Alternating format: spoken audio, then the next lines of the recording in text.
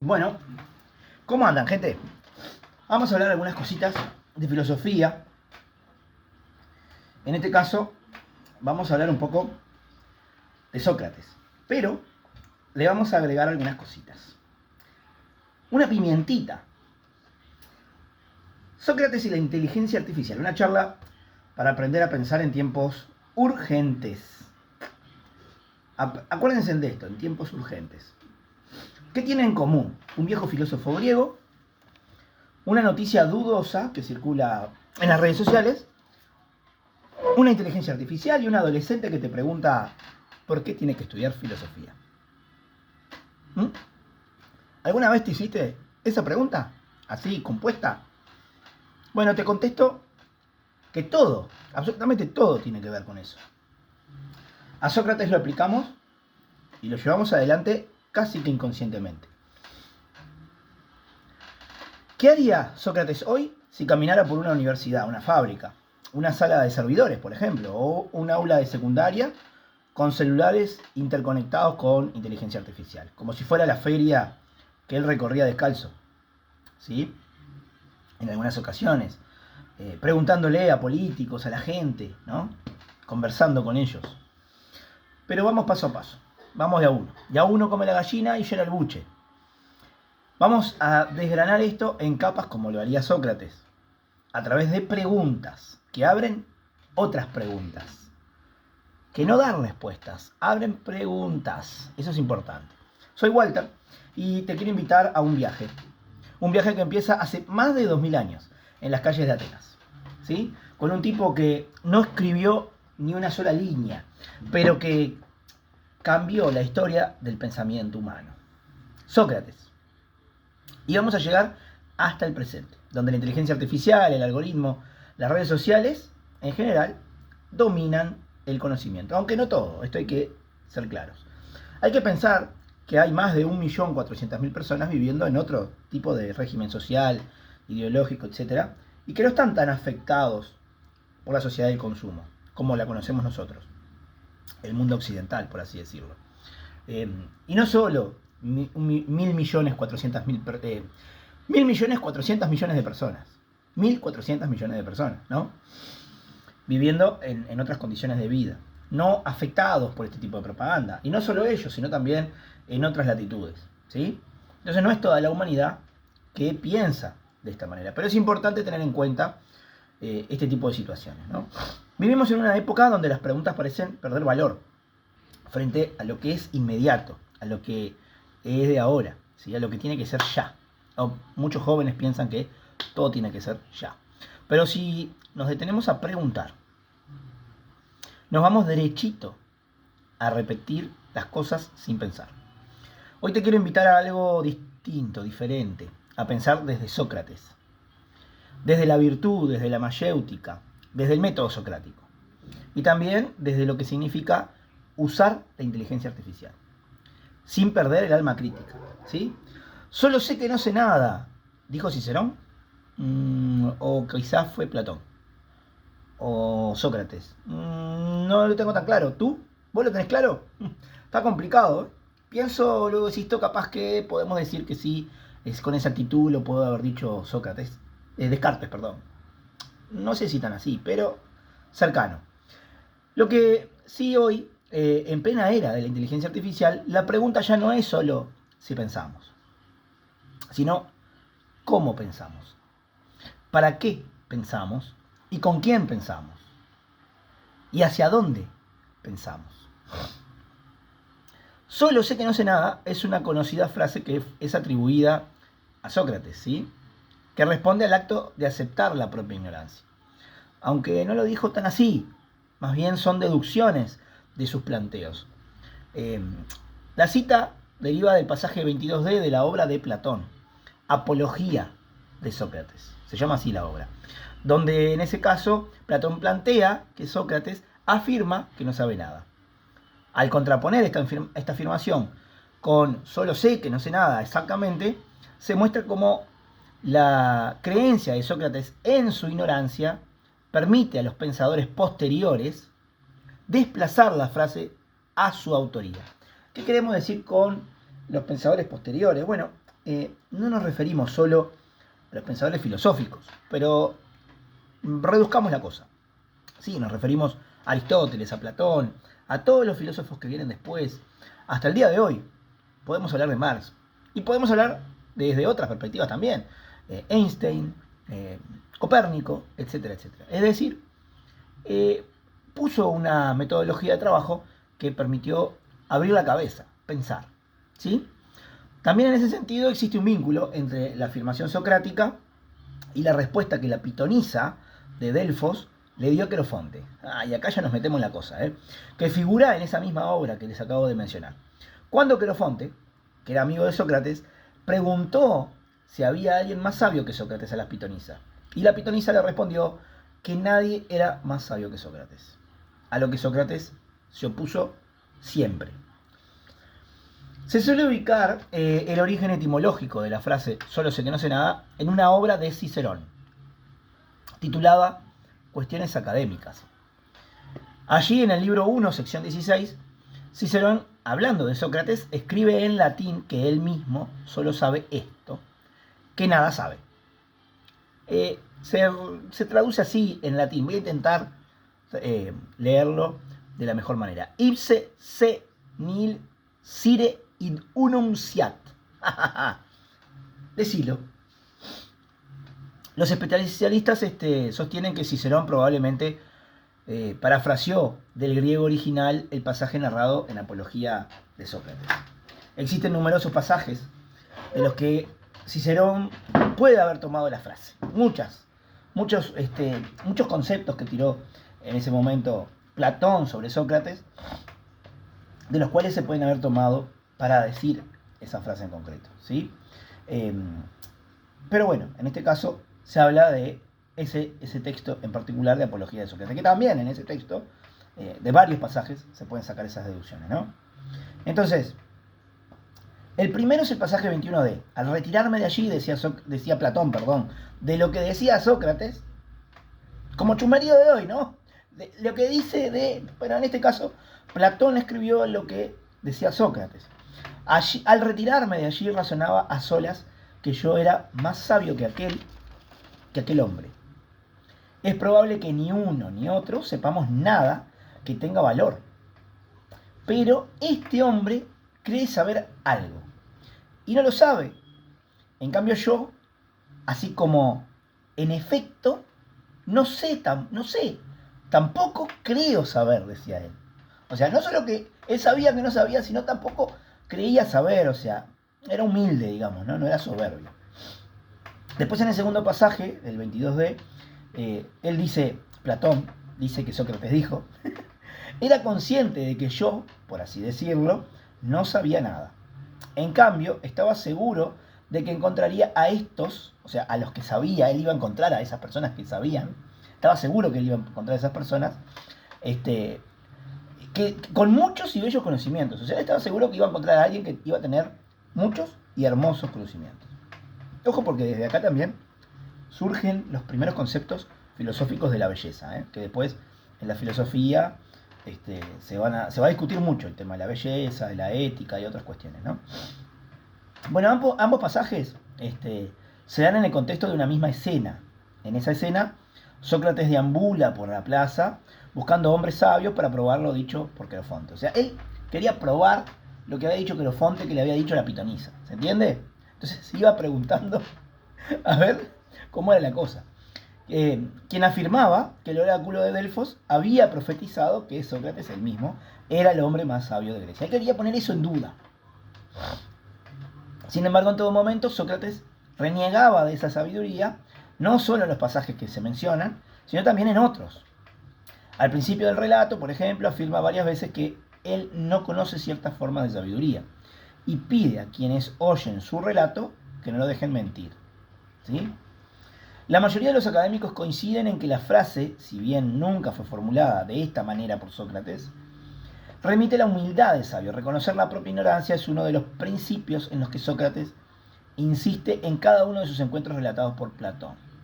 De hecho, en el Menón, por ejemplo, que es otro diálogo platónico, o sea, el Menón es un diálogo, es un escrito de Platón, Sócrates afirmaba no saber ¿Qué es la virtud? El objetivo de todo el diálogo es encontrar una definición de la virtud. Pero cada vez que los interlocutores parecen llegar a puerto, o sea, parecen encontrar la definición, resultaba que Sócrates retrocedía, ¿verdad? Y afirmaba no saber lo que era. Es decir, entre San Juan y Mendoza, te dejaba entre bambalinas. Pero tenía un sentido eso, ¿sí? Justamente el sentido era que esa persona buscara esa respuesta, o sea, intentara responderse a sí mismo, ¿sí? Esto es propio de la sabiduría socrática, que a menudo se relaciona con la ignorancia socrática, otro concepto interesante para recalcar ahí, para subrayar, que es una forma de conocimiento también, ¿eh? La mayoría de los diálogos platónicos son de carácter aporético. Esto significa que en ellos se plantea una incógnita que queda sin resolver. Sin embargo, frente a esta dificultad, la solución de Sócrates siempre está en señalar la ganancia que representa poder reconocer lo que antes se creía saber y que no era tal como se lo pensaba. Es decir, poner en tela de juicio los conocimientos que se tenían para adquirir nuevos conocimientos, para encontrar nuevas respuestas, ¿sí? Bueno, esto está extraído de la página web humanidades.com. Accedan, está más desarrollado, pero me pareció interesante hacer un pequeño resumen al respecto, ¿no? Entonces, Sócrates, un pensamiento que hasta el día de hoy no muere, ¿eh? En una era donde se discute eliminar la filosofía, y esto es importante, de los programas educativos, el pensamiento de Sócrates está más vivo que nunca, ¿eh? Frente al avance de la inteligencia artificial, la desinformación y el debilitamiento de la capacidad crítica de las personas, el método socrático sigue siendo una herramienta revolucionaria para pensar, discernir y construir saber. Sócrates no escribió una sola línea. Fue Platón quien, a través de sus diálogos, nos legó su pensamiento. En una Atenas, aparte, esto es importante también, por el contexto, en una Atenas donde el pensamiento crítico comenzaba a nacer. Sócrates caminaba por las plazas interrogando a los jóvenes y a los poderosos. No imponía ideas, sino que las paría, decía él, como una partera de conceptos, ¿sí? A esta práctica él le llamó mayéutica, que significa literalmente el arte de ayudar a parir. Hay que entender una cosa. La madre de él, era partera. Y ese concepto lo adquiere de él, de ella, viendo el trabajo de la madre, ¿no? Bueno, ¿qué es la virtud? La virtud, o llamada el arete griego. Para los griegos, especialmente en tiempos de Sócrates, o sea, hay que pararse en ese contexto y en esa historia, ¿sí?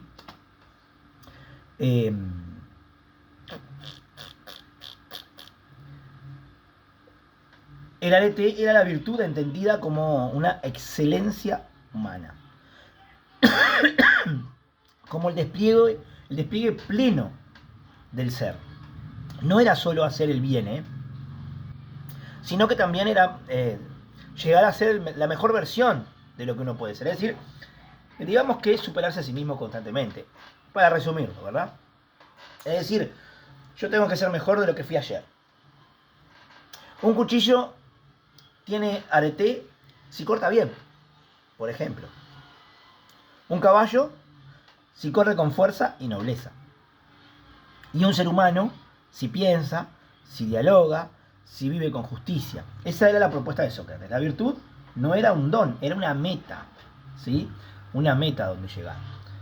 Podemos ver en la historia muchos conceptos de ese tipo aplicados objetivamente a la realidad.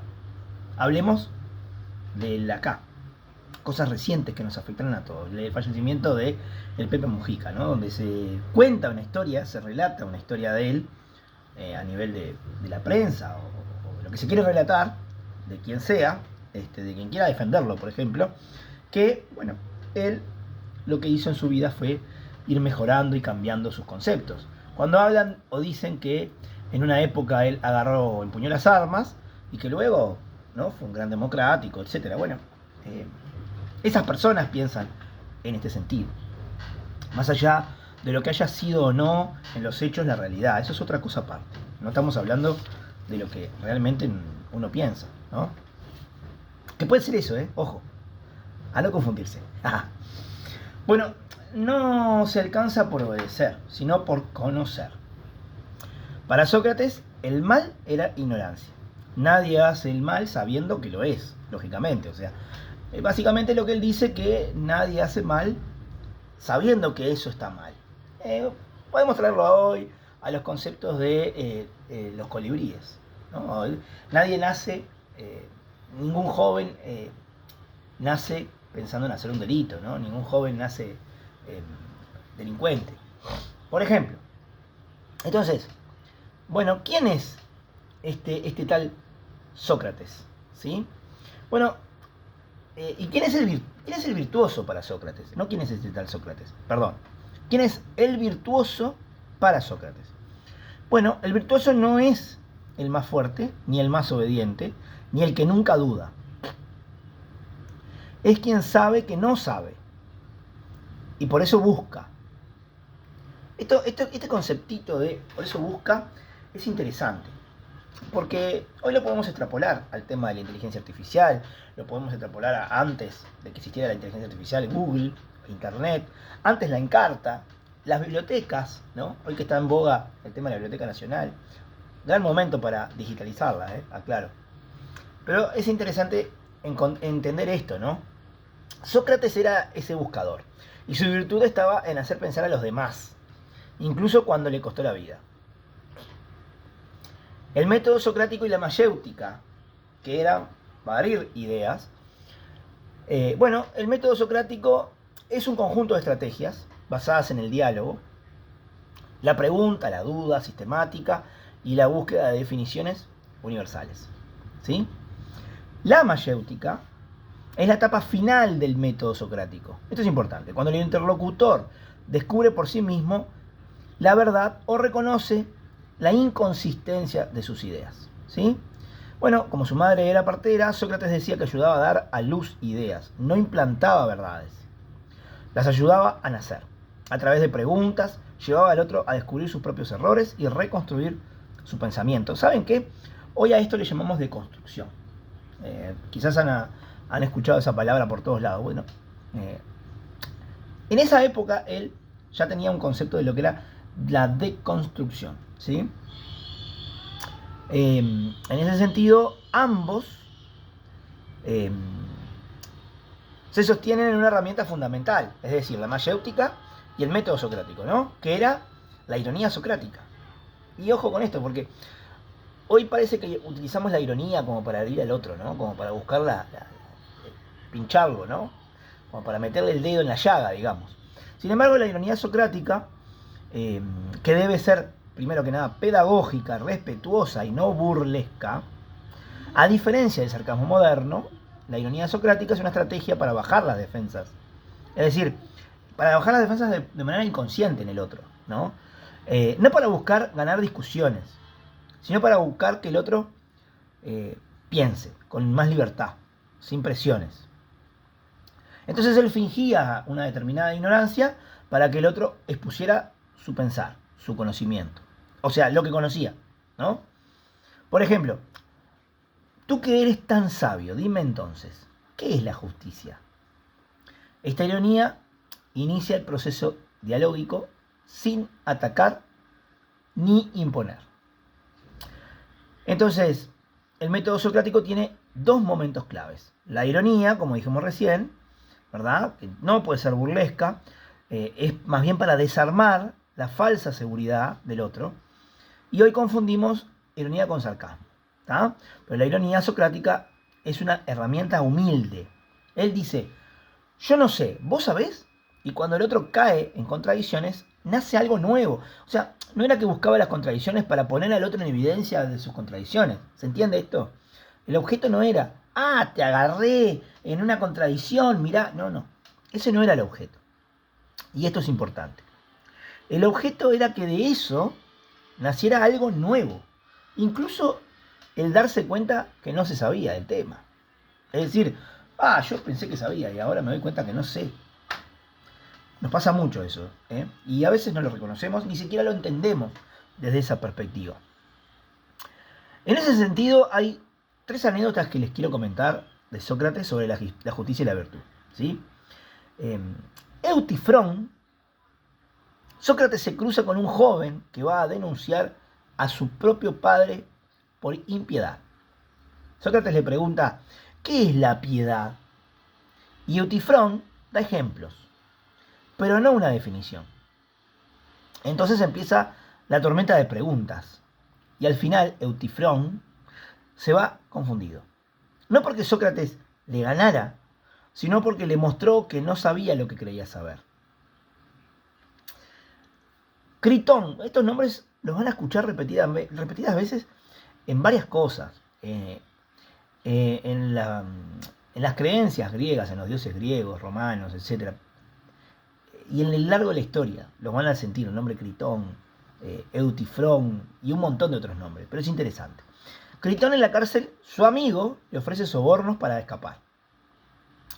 Cuando lo van a ejecutar, ¿no? Es decir, cuando lo hacen el juicio a Sócrates, él le comenta y le dice, mirá que logramos convencer a los de la puerta y le habían dado plata y todo para dejar la puerta abierta y se escapara a Sócrates y no muriera con la cicuta. Pero sin embargo, Sócrates se niega y dice, ¿sería justo que yo huya si he aceptado las leyes de Atenas toda mi vida? Prefiere morir con coherencia antes que traicionar su ética. Esa es la virtud, actuar en sintonía con tus principios, incluso cuando duele. Muchas situaciones se nos enfrentan de ese tipo, ¿no? En la vida cotidiana, en las relaciones humanas, para no ponerle nombre a las relaciones humanas. Bueno, en su juicio, en la Apología, según Platón, acusado de corromper a la juventud, ¿verdad?, se defiende con valentía. Él dice, soy un tábano que despierta la ciudad dormida. ¿A alguien le suena el tábano? El tábano es un bichito bastante molesto, que genera una picadura con mucha picazón, bicho de río, de campo. Él no pide perdón, no claudica de sus ideas, acepta la pena de muerte porque callar sería peor que vivir con esa carga, ¿no? Convirtió el juicio en una lección eterna sobre la dignidad. La ironía socrática versus la ironía vulgar actual. Hoy usamos la palabra ironía para burlarnos, pero la ironía socrática era una forma de amor al conocimiento.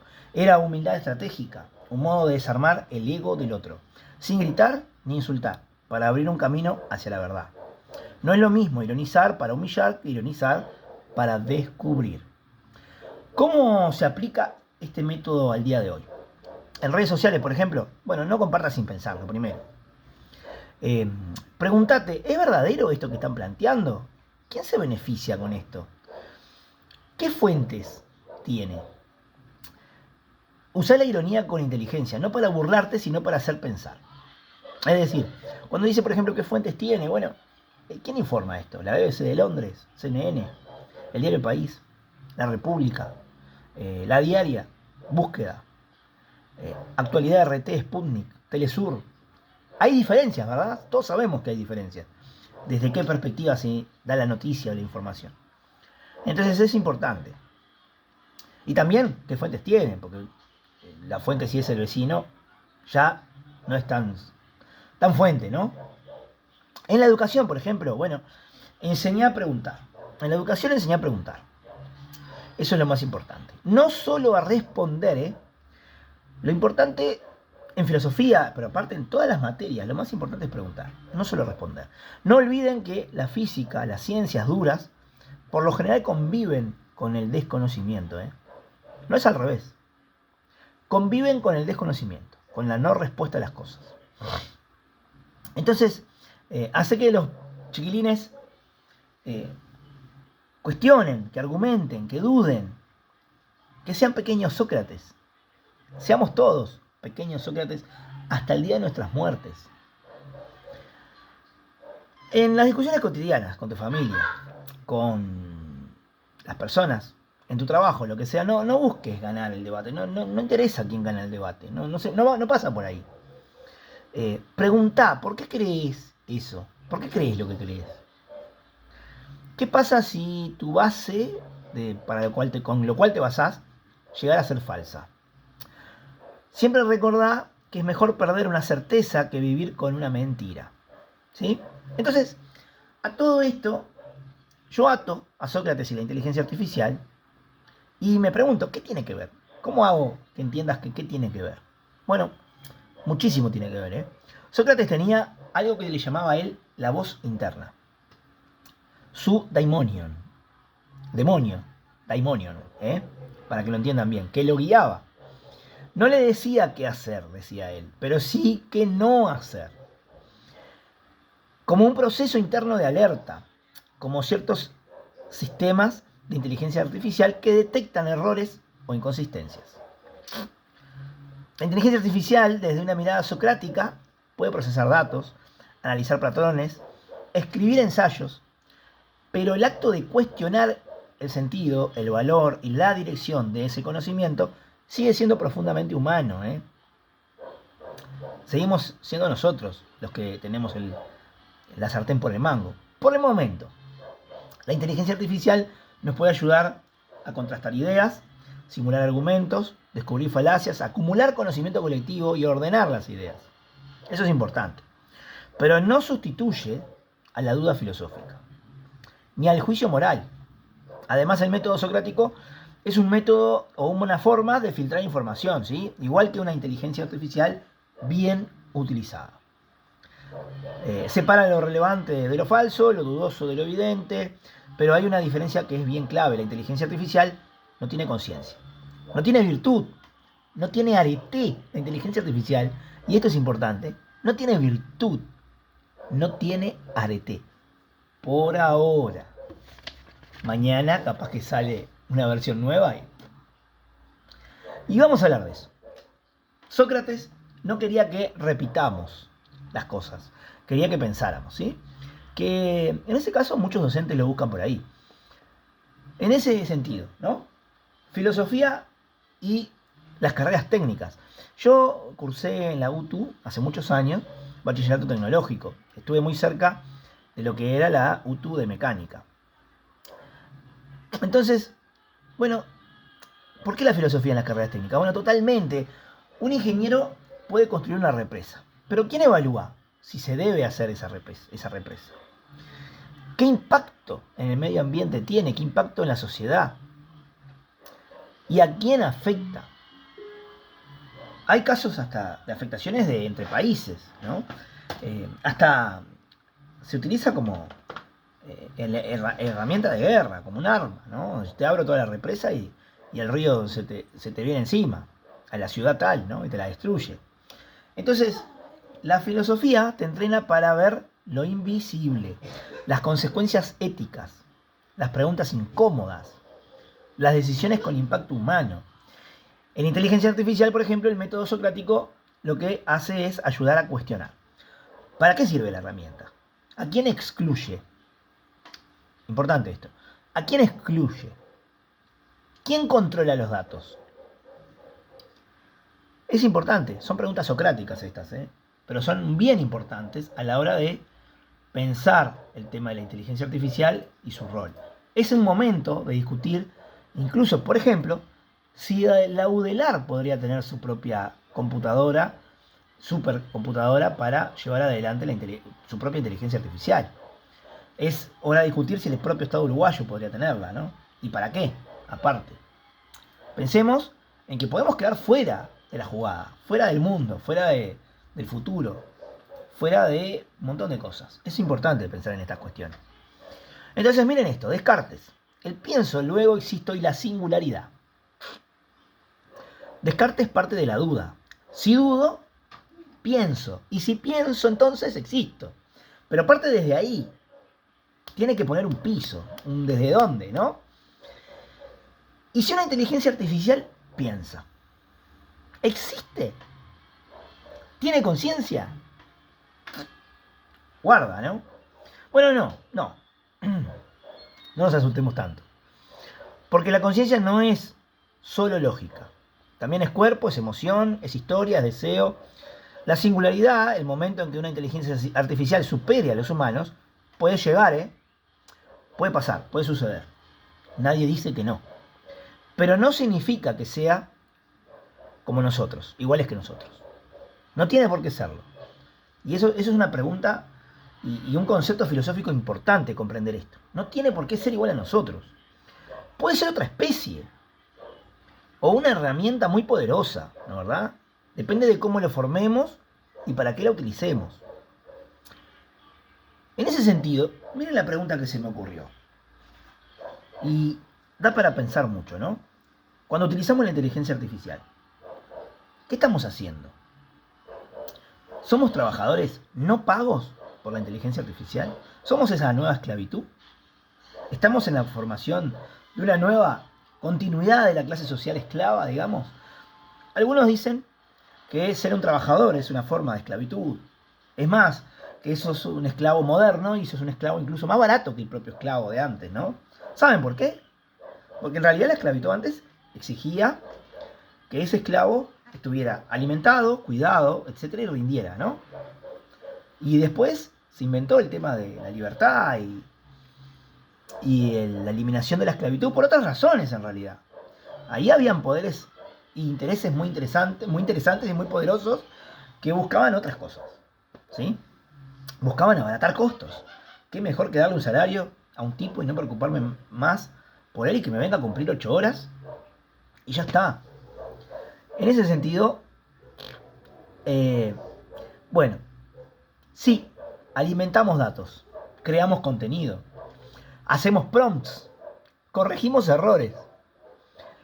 Y las grandes empresas, por ejemplo OpenAI, Meta, Google, etcétera, capitalizan el trabajo ese. Es un trabajo que lo estás haciendo gratis, lo estamos haciendo gratis. Es un problema de conciencia de clase también. Pero está, es la realidad en la que vivimos. Entonces, en ese sentido, ¿hay riesgo? ¿Hay riesgo? Sí, hay riesgo. Si no entendemos el juego, terminamos siendo peones. Hay que entender el juego y no terminar siendo peones. Hay que construir las bases para esa supuesta libertad que queremos llegar. Ahora, también hay esperanza, eso es importante. Si usamos la inteligencia artificial con pensamiento crítico, podemos liberar tiempo, crear arte, dialogar más, educar mejor.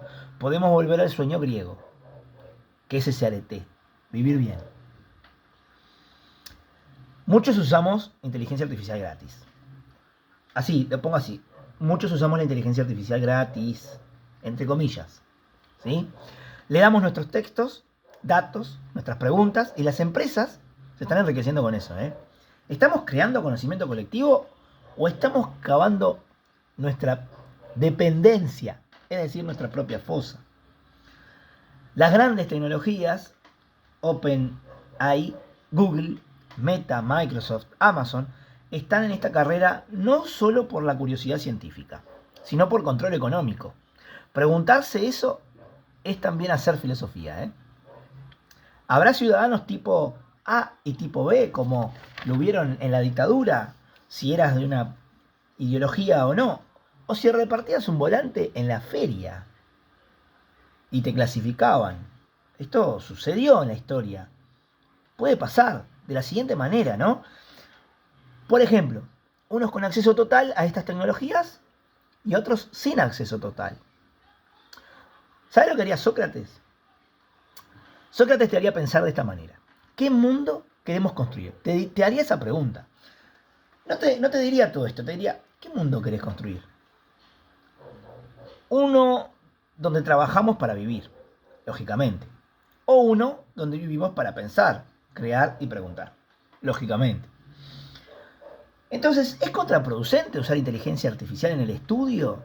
Bueno, depende de cómo se use. Si se usa para copiar respuestas, lógicamente, y sin pensar, sí, es contraproducente, ¿sí? Si se usa como un diálogo para explorar dudas, generar ideas, reorganizar conceptos, entonces es como tener una biblioteca viva, que responde, que te desafía, porque te estás desafiando a vos mismo, porque sos vos que estás preguntando en realidad. No te nos damos cuenta de eso, pero vos sos el que está preguntando, sos vos el que está intercomunicándose con vos mismo. Entonces te retroalimentás y te autodesafiás. Es una extensión del método socrático, Preguntas y repreguntas.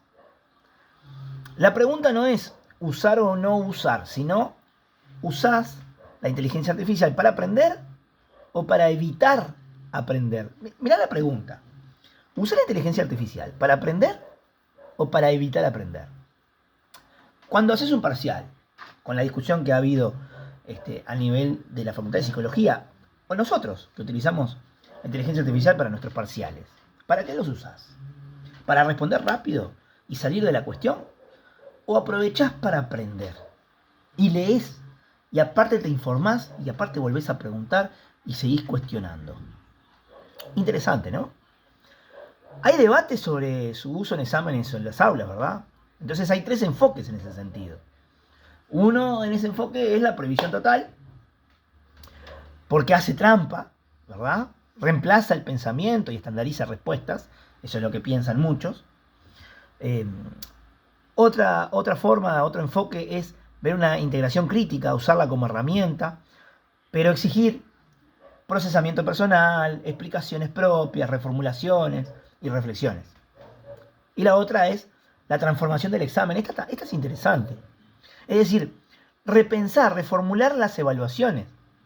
Menos repetición de datos y más interpretación, creación, análisis. Es decir, repensar cómo se hacen los exámenes, cómo se hacen los parciales. En ese sentido sería repensar cómo aprendemos. Estas 2 últimas respuestas y análisis son interesantes, ¿no? Hay que repensarlo en ese sentido. Alguna vez vi por ahí repensarlo todo. Desde una perspectiva socrática. ¿Cómo sirve la inteligencia artificial? Bueno, socráticamente la inteligencia artificial puede ser una herramienta mayéutica. Ojo con esto. No sabe la verdad la inteligencia artificial, lógicamente, no tiene ni idea. Lo que está haciendo es interconexiones de datos, ¿sí? Pero te permite sacarla de vos. Si sabés preguntar bien, es decir, si la sabés utilizar. Por eso tenemos que formar a la gente en cómo utilizar la inteligencia artificial. Tiene que empezar a estar en el sistema educativo como tal. El problema no es que la inteligencia artificial piense por vos. El problema es que vos no pienses con ella. Ojo con esto, ¿no? Sócrates no daba las respuestas. La inteligencia artificial tampoco debería. Su mejor uso es preguntar, repreguntar, contradecirte y abrir caminos. ¿Sí? Entonces pienso y luego existo. ¿Qué quiere decir esto? Bueno, es una frase de Descartes. Cogito ergo sum. ¿Qué significa? Bueno, aunque dude de todo, aunque me engañe o me engañen, el hecho de pensar ya de por sí muestra que y prueba que existo. Porque para dudar, lógicamente, alguien tiene que estar dudando. Alguien tiene que estar dudando. Puedo ser yo, no sé. Capaz que soy parte de una simulación, ¿no? Hay que pensar, soy un holograma, pero existo. Alguien tiene que estar dudando y eso implica que existo. Entonces, lo que no dice, el ojo no dice que el cuerpo no exista, que quede claro esto, ¿no? Sino que el pensamiento es la única certeza absoluta, desde donde vamos a construir todo lo demás, desde donde nace todo el universo que nos rodea. Acertado o errado, ¿no? Piensen en que en la etapa humana del pensamiento y del conocimiento existieron distintas formas de vernos en el universo. Una etapa donde pensábamos que el ser humano era el centro de todo, y la Tierra era el centro de todo, luego una etapa en la cual el Sol era el centro, y luego una etapa que nos ubica en un universo muy vasto, donde somos una pequeña cosa, ¿no? Entonces, en ese sentido, nos tendríamos que preguntar si una inteligencia artificial piensa, resuelve, aprende y calcula, ¿existe en el sentido de Descartes? Vamos a pensarlo de vuelta. Si una inteligencia artificial piensa, resuelve, aprende, calcula, ¿existe en el sentido de nuestro amigo Descartes? ¿O solo simula pensamiento? Sin conciencia ni duda real. Bueno, y en el momento de que se rompa la singularidad o que se llegue a la singularidad, lógicamente, eso va a quedar respondido, ¿sí? La inteligencia artificial ¿Puede tener conciencia de sí? Y ahí entramos en ese terreno, el de la singularidad. El momento en que la inteligencia artificial se vuelva capaz de automejorarse y tomar decisiones conscientes. Hay una diferencia clave igual, ¿eh? Aún así, por eso lo de... puede ser otra cosa, otra especie. Hay una diferencia clave entre el humano y la inteligencia artificial. Mira, el humano siente, la inteligencia artificial simula. El humano tiene emociones reales, historia, cuerpo y la muerte. La muerte. La inteligencia artificial procesa datos y no sufre. El ser humano se pregunta por el sentido de su existencia. ¿Para qué carajo vivo? ¿Para qué estoy acá? ¿Cuál es mi fin? ¿Mi rol? ¿Estoy solo en el universo? Etcétera, ¿no? Y la inteligencia artificial todavía no se pregunta nada realmente. Quienes le preguntamos somos nosotros. Todos nosotros, ¿no? Los que entramos en inteligencia artificial, los que preguntamos, las empresas, etcétera, los que pagan, ¿no? Y los que no, los que entran para chiviar. Entonces, en ese sentido, y si eso sucede, ¿vamos a poder convivir? ¿Van a ser dos especies? Efectivamente, bueno, ¿cuáles son los posibles futuros en ese sentido? Hay que pensar en eso. Bueno, puede existir una coexistencia simbiótica, que nos complementáramos, hasta implantes cerebrales, un riñón mecánico, un corazón mecánico, que ya existen esas cosas, aclaro. Puede existir un dominio desigual, esa es la más preocupante. Quienes controlen la inteligencia artificial van a dominar los recursos, la educación, el trabajo, etcétera, ¿no? Y también puede haber una división en especies sociales. Humanos con acceso total versus humano sin acceso. Tipo A y tipo B. Que, miren que eso sucede al día de hoy, ¿no? Entonces, es interesante analizar quién está detrás de las inteligencias artificiales en general. Entonces, son empresas tecnológicas, por ejemplo, OpenIA, Google con Gemini, Microsoft, Meta, Amazon, Baidu es la China, y hay más en China, ¿eh? Miren que no es nuevo esto. El concepto de inteligencia artificial no es nuevo, es de la década de los 60 o más, o antes incluso.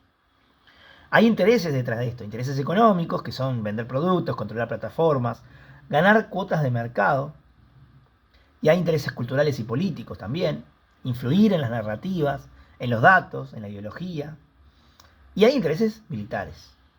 La inteligencia artificial aplicada a la estrategia, a los drones, a la vigilancia, a la tecnología, a las cámaras, etcétera, etcétera.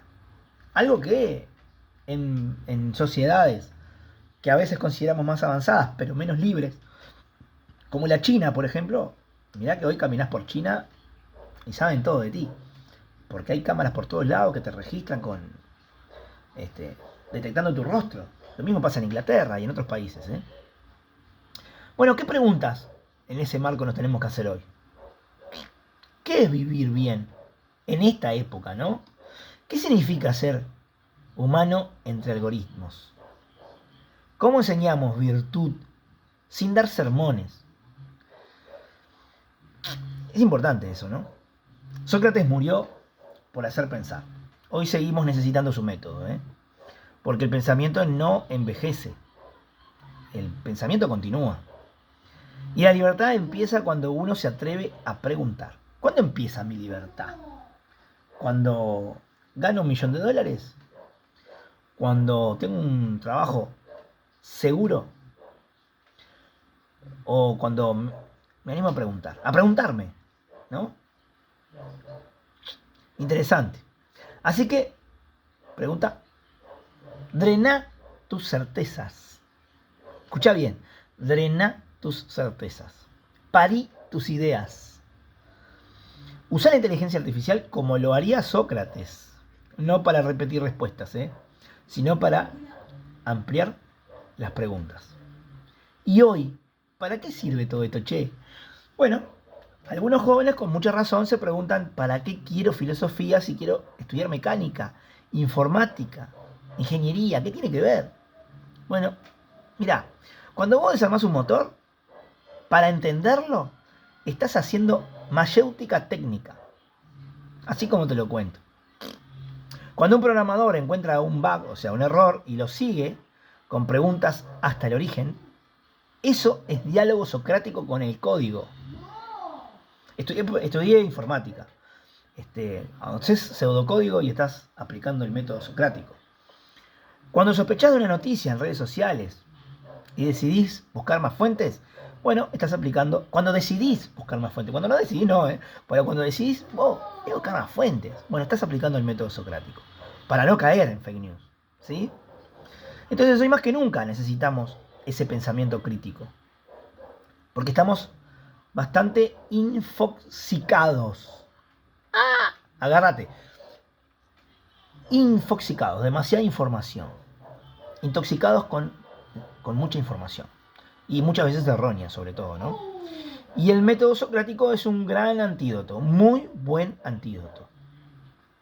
Entonces, la inteligencia artificial es nuestra aliada, es nuestra enemiga.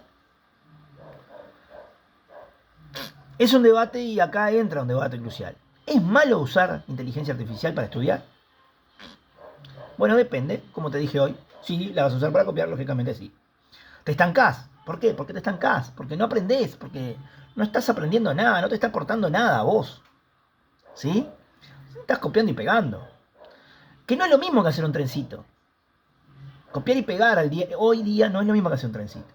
Ahora, utilizar la inteligencia artificial, contrastar los datos, utilizando Google, libros, la Biblioteca Nacional, lo que quieras, ¿no?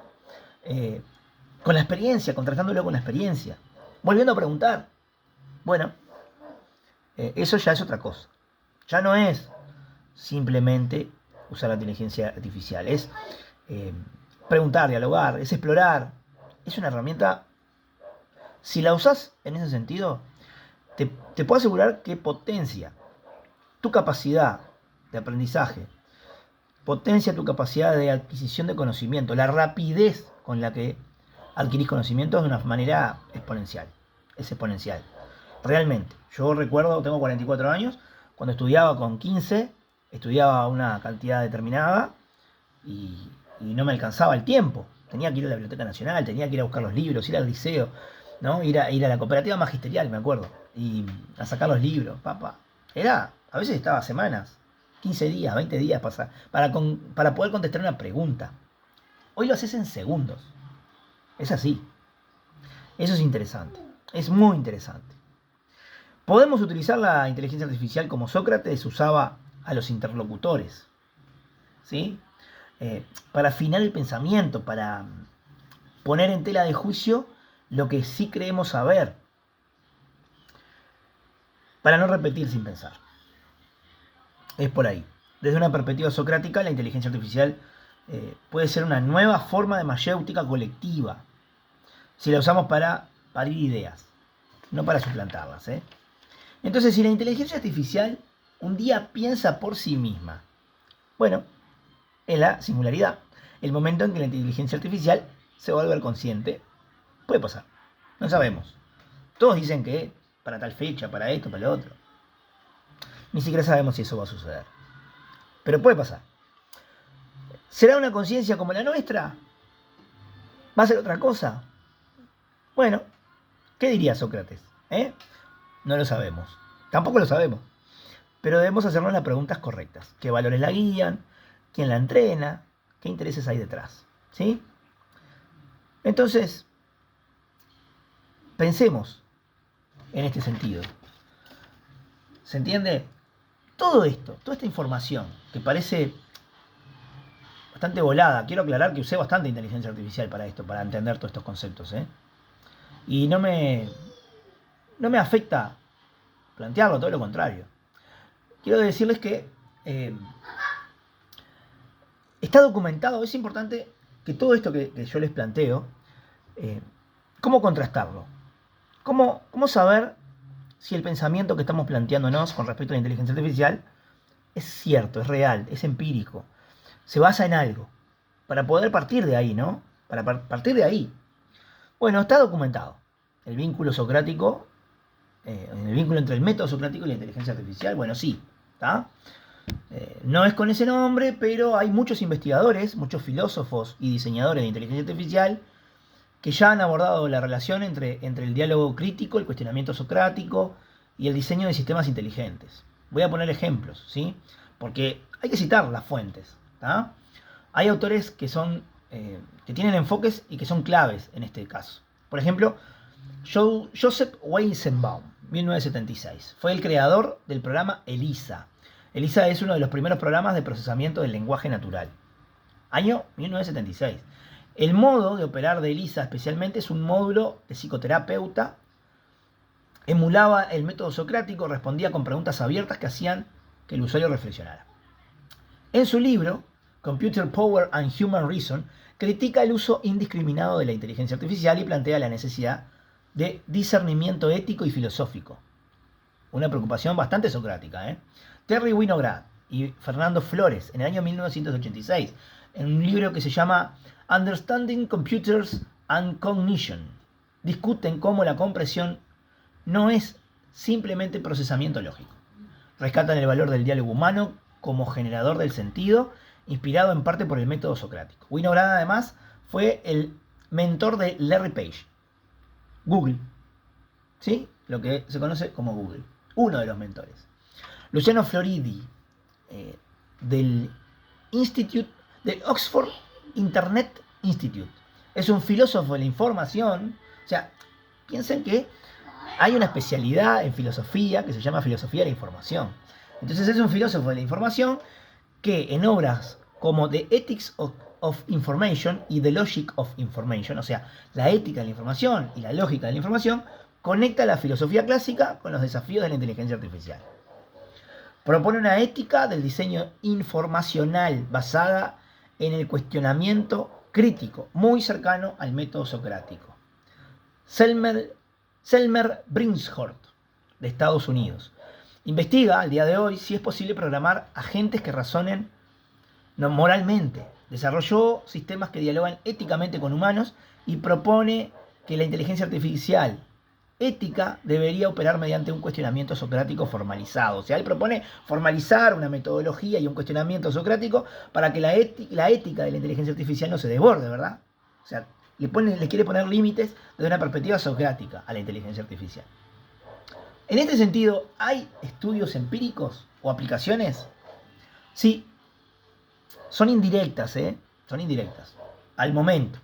Pero, por ejemplo, está el Socratic Tutoring System. Es un sistema educativo, un tutor inteligente. Lo pueden buscar en internet, está, que no dan respuestas, sino que guían con preguntas. Por ejemplo, Autotutor. Es un tutor de la Universidad de Memphis. Búsquenlo, googleen esto. Simula un diálogo estilo socrático con estudiantes. Estudios muestran que promueve más aprendizaje profundo que simplemente presentar información. Hay interfaces socráticas de inteligencia artificial. Algunos chatbots, por ejemplo, como los de terapia WeBot, Réplica, usan estrategias de pregunta reflexiva. No tan estructuradas como Sócrates, pero sí bastante alineadas, ¿sí? Proyectos recientes de inteligencia artificial generativa, como ChatGPT, pueden ser instruidos para emular un patrón mayéutico, generando preguntas que fomentan la reflexión. O sea, se puede programar a la inteligencia artificial. Se puede hacer un buen prompt, se llama así, ingeniería de la generación de prompts, para que la inteligencia artificial incluso genere una mayéutica, un patrón mayéutico. Es interesante. Y bueno, ¿cómo se puede realmente confirmar esto empíricamente, ¿no? La utilidad del método socrático en inteligencia artificial. Bueno, evaluando aprendizaje o cambio de postura, por ejemplo. O sea, evaluando lo que aprendés y evaluando tus cambios de postura. También aprendés cuando cambias de postura. Y es muy sano para el ser humano y para el cerebro, el desarrollo de nuestro cerebro, de nuestra capacidad cognitiva, el cambiar de postura. Muchas veces uno piensa, no, yo me tengo que mantener en mis principios, ¿no? Y eso es más bien un pensamiento bastante dogmático. A veces cambiar de paradigmas, incluso, te hace bien, es sano. En contextos educativos, con inteligencia artificial, puede medirse muchas cosas, ¿sí? Bueno, eso, si cambia tu opinión, si mejora tu comprensión conceptual, si genera pensamiento crítico, medido con herramientas. Por ejemplo, hay una herramienta que se llama Watson-Glaser Critical Thinking Appraisal. Búsquenlo. Watson-Glaser, pongan. Es interesante. Después tenés estudios de interacción humano-máquina. Se analizan sesiones de interacción, qué tipo de respuesta genera la inteligencia artificial, promueve ingresos en el usuario, ingresos en cuanto a conocimientos, estimula contradicciones internas, como lo haría Sócrates. Comparación entre modelos. Bueno, comparar una inteligencia artificial instructiva versus una inteligencia artificial socrática, basada en preguntas, midiendo impacto en motivación, retención de conocimiento y autonomía del pensamiento. ¿Tá? Entonces, ¿podemos decir que usar la inteligencia artificial puede ser socrático? ¡Ay, ahí te agarré! Depende del uso. Depende del uso. O sea que depende de vos. Si se usa solo para las respuestas rápidas, cosa que yo, por ejemplo, odio las cositas cortas, yo necesito tener respuestas, necesito buscar, preguntar, necesito información, necesito saber más y más y más. Nunca me siento satisfecho. Nunca me siento satisfecho. Es quizás un problema, no lo sé, pero puede parecer socrático. Entonces, si usamos esto para reflexionar, para dudar, para preguntar mejor y para dialogar, bueno, sí, la inteligencia artificial puede ser socrática. Entonces, una inteligencia artificial no es socrática por su código, sino por la forma en que el humano la usa. Esto es importante. Entonces, esto es interesante, ¿sí? Que quede claro, una inteligencia artificial no es socrática por su código, sino por la forma en que el humano la utiliza. Entonces, vos, ¿qué vas a hacer? Qué gran pregunta. Te la dejo por ahí.